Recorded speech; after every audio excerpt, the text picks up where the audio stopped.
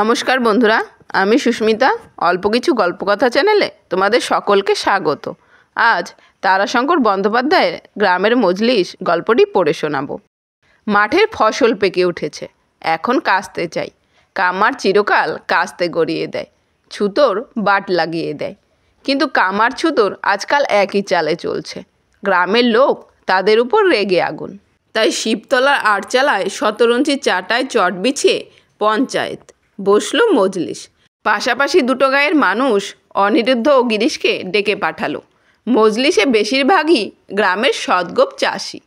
পাশের গায়ের দ্বারকা চৌধুরীও এসেছেন। তিনি বিশিষ্ট ব্যক্তি। তার বিচার বুদ্ধি, আচার ব্যবহারের জন্য সকলেই তাকে শ্রদ্ধা করেন। গ্রামে কিছু মধ্যবিত্ত লোকও উপস্থিত ছিল। মধ্যিখানে ছিল গ্রামের উঠতি বড়লোক শ্রীহরিপাল। সকলে তাকে ছিরুপাল বলে। আর একধারে গ্রামের ক্ষেতমজুর চাষিরা দাঁড়িয়েছিল। অসুবিধাটা তাদেরই ভুগতে হয়। অনিরুদ্ধ ও গিরিশ বেশ পরিষ্কার ও ফিটফাট বেশভূষাতে এসে বলল যে তারা খেটে খাওয়া মানুষ, যা বলার আছে তাড়াতাড়ি বলতে।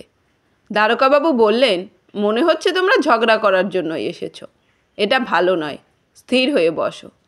হরিশমণ্ডল বলল, তোমরা দুটো পয়সার জন্য শহরে গিয়েছো, তা যাও, তবে গ্রামের পাটটা তুলে দেওয়াটা ঠিক নয়। মজলিসের সবাই সায় দিল। অনিরুদ্ধ বলল, আমি আপনাদের ফাল পাচিয়ে দিই, চাকার হাল লাগিয়ে দিই, কাস্তে গড়ে দিই।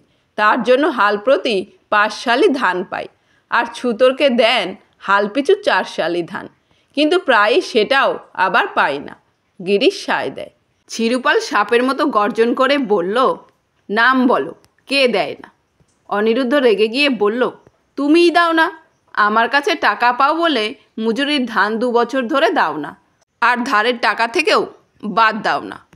দ্বারকাবাবু শ্রীহরিকে ধারের টাকা থেকে ধানের দাম বাদ দিতে বললেন, আর অনিরুদ্ধকে গ্রামে একটা পাট রাখতেও বললেন। অনিরুদ্ধ হাত জোর করে মাপ চেয়ে বলল, আমরা আর কাজ করতে পারবো না। মজলিসে গোলমাল বেঁধে গেল। চৌধুরী মশাই আর হরিশমণ্ডল অনেক কষ্টে গোলমাল থামালেন। অনিরুদ্ধ বলল, দিন দিন গ্রামে হালের সংখ্যা কমে যাচ্ছে। গ্রামের মানুষ শহর থেকে হাতা, খুন্তি, বাটি, কোদাল, পেরেক কিনে আনছে। গিরিশ ঘরের চাল কাঠামো করে দিত, এখন বাইরে থেকে সস্তায় মিস্ত্রি নিয়ে এসে করাচ্ছে। তাহলে আমাদের সংসার কিভাবে চলবে? ছিরুপাল রেগে গর্জন করতে লাগলো। চৌধুরী মশাই নিজেকে খুবই অপমানিত বোধ করলেন এবং সবাইকে নমস্কার জানিয়ে বিদায় নিলেন। অনিরুদ্ধ ও গিরিশ চলে গেল। মজলিস ভেঙে গেল। পরের দিন সকালে শোনা গেল কে বা কারা অনিরুদ্ধর ক্ষেতের ধান কেটে নিয়ে চলে গিয়েছে। সমাপ্ত। গল্পটি কার কেমন লাগলো কমেন্ট করে অবশ্যই জানিও।